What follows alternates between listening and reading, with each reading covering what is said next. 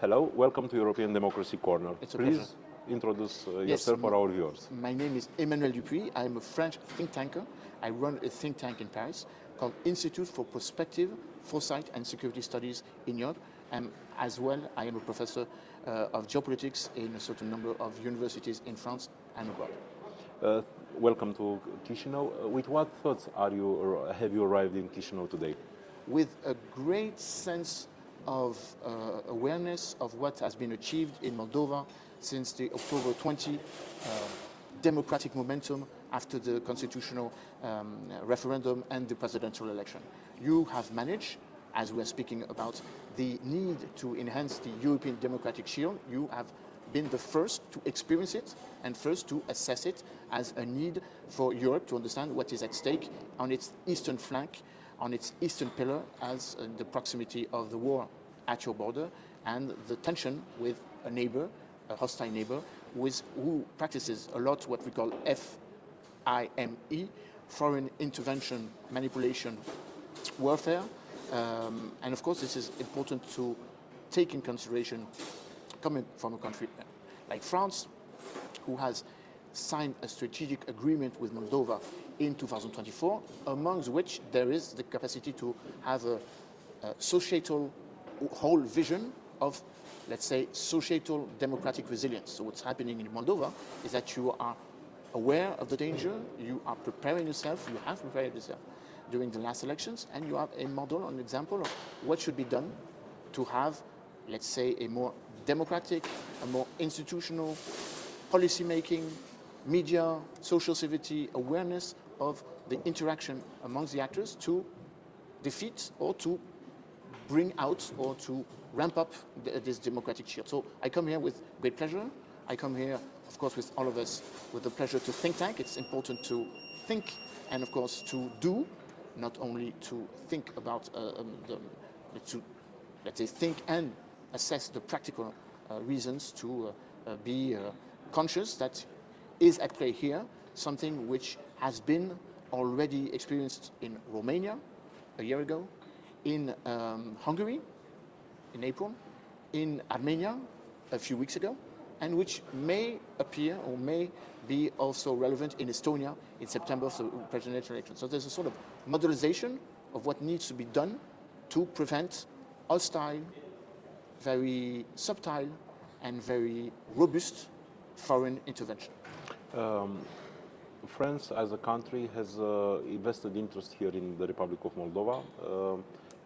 And of course, when we speak about the historic relations between our ethnic and geographic Romanian space and, of course, the French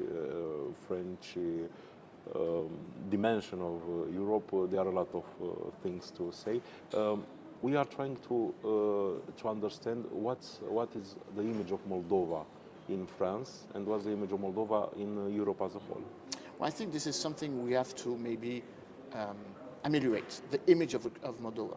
Of course, in June 2024, Ukraine and Moldova were granted the negotiation status and the opening of that a few hours ago in Brussels. The first cluster is going to be open, and this is a very positive dimension. But in public opinion, I will speak concerning France, but I think it is the same thing in other European countries and in whole European Union. There's a sense of, let's say, marginalization of Moldova because the important figure is Ukraine. And therefore, there's a sense of bringing in Ukraine and Moldova and not bringing the two because for two separate reasons. Resilience, your European way of thinking, the European standards, and the efforts that you are making when it comes to the open and free media, the strengthening of free and open press, the freedom of speech, the freedom of expression, the reform of justice, etc. It's two tracks, what Ukraine is doing and what Moldova is doing, and not what Ukraine is doing and let's say that Moldova comes next or after. I think this is important to have in mind that there's not that much awareness of what is Moldova. For some who know history, I know that we share this, Moldova used to be Bessarabia, and therefore it's part of, or has been part of, empires which have been litigating once against the other. Romania, Austria and Hungary. Russia and the Ottoman Empire. Today, well, Imperial Russia and the Ottoman Empire. Today, well, Soviet Union and the West. And today, Russia against the eastern pillar, the eastern flank of NATO. So it's very important that we are here at the limits of Occidental, European, Western, pro-NATO agenda. And it's important because you are the border. You are the limes in Latin. So it's very important to protect the border.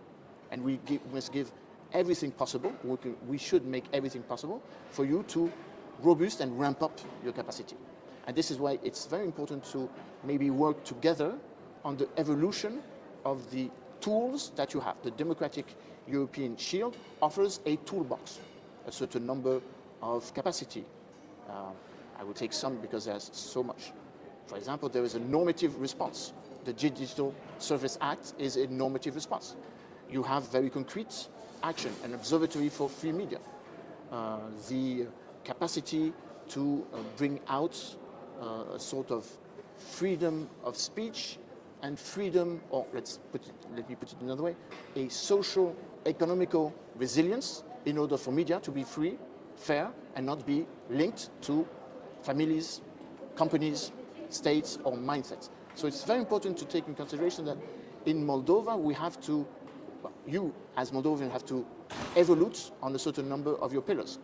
The neutrality status of 1994 is no longer viable because there is a war inside your country. Well, there is an occupation inside your country, and there is a war at your border.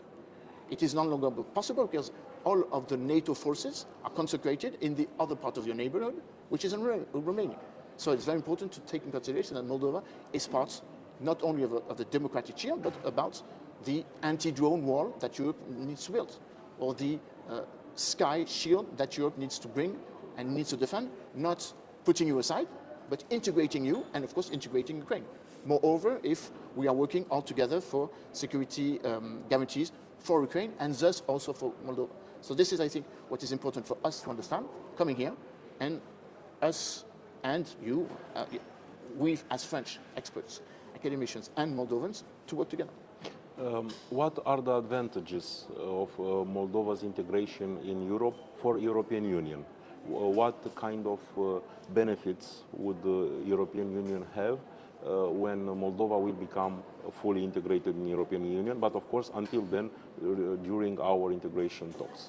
Well, first of all, I would say, this is what I tried to emphasize during my presentation, that Moldova is already inside because it's part of EPC. It is working very actively on the so-called Odessa Triangle format, Romania, Moldova and Ukraine. It is an important pillar of a new Danubian agenda from Black Sea to Baltic Sea. It is integrated or like-minded to a certain number of partnerships. Bucharest 9 is one. The 3 EU strategy, the 13 states of the 3 EU strategy, or the 3 EU initiative, what else? Enlargement of the coalition of the willing, bringing together that we need to have concrete security measures, but with also like-minded partners who are not part of the European partnership. When it comes to defense, Readiness 2030, Security Action for Europe, we have the possibility to liaise with Moldova, even though it is not part of the European Union. So what will Moldova bring to the European Union? A coherence of considering the fact that the European Union is not only 27, it goes from 27 to 47 states. There's a sort of mindset, wider Europe perspective. It goes from Canada on one side, all the way back or all the way down to New Zealand, Australia, South Korea, Japan. Also linking and assessing that Norway, Iceland, Switzerland, even though they're not part of the European Union, but they want to be part of a family, the European democratic family. And of course, Moldova there's no discussion of the fact that Moldova is as like-minded as these countries who yet still belong to NATO for some, still belong to Schengen for the others, still belong to the European Union or willing to access the European Union. So it's a bigger family, a wider picture. Moldova is the extreme orientalization, the south, well, the eastern or the external pillar or the first neighborhood policy. And of course, we are willing to make everything possible for the European Union integration to go faster. It took 10 years for Croatia. It will take maybe not as long, but it will take time. So it's an evolution, it's a process. Now that's what Europe will benefit from Moldova. What will Moldova benefit from the European Union? Of course, I already mentioned that. You are Europeans by nature. You are closer to Europe than you are closer to your former suzerainty from Russia. The EU market is more interesting than any so-called Soviet or post-Soviet market. You withdraw from CIS, and this was, of course, it took time, but you already done it. You have done it, because Russia is not a market for you. Your wine, your water, your fruits and vegetables are no longer welcome in Russia. So you must obviously consider the fact that we have an internal 450 million inhabitant market, which is open to for your consumers and for your specialties. So it's a let's say it's a bipartisan, or it's a two-way path. Each one is liaising and coming in the direction of the other. We are not expecting you to take everything from the European Union at the same time, once at a time. Democracy is a process. It will take time. If you take, for example, the case of Romania and Bulgaria, this is why it's very important today to make this comparison. Romania and Bulgaria took 3 additional years to be really ready to integrate the European Union. They rushed for NATO, and they waited 3 more years for the European Union. It took 10 years for Croatia. So it takes time to digest, integrate, infuse the institutions, the 35 clusters. That's administrative speaking, but it's in the mindset. Your youth is already European because IT, because tech, because the capacity of a sort of AI resilience, or the fact that here you have much awareness of AI negative actions or disinformation, let's say complex disinformation and disintegration operation. So we have a lot to learn of how you have managed to resist to a very powerful action, billions of dollars that Russia has put on the table. You manage with your means, with your resilience, with your guerrilla strategy, your commando strategy, to avoid that. And for us, because President Zelensky had this very interesting word when he came in the European Parliament. He says, democracy is not helping countries which are in danger. And it's true, democracy takes time. It takes a very clear commitment. The urgency is not linked to democracy. Sometimes you must be a bit directive in order to assess the fact that your enemies do not consider democracy as a standard. But at the end of the day, democracy is the best answer to those who are saying, well, you don't have the right to grasp democracy. Thank you very much for your time, and thank you for coming to Chișinău. We expect you as soon as possible. I will come as soon as I can. I will be invited again. Thank you so much.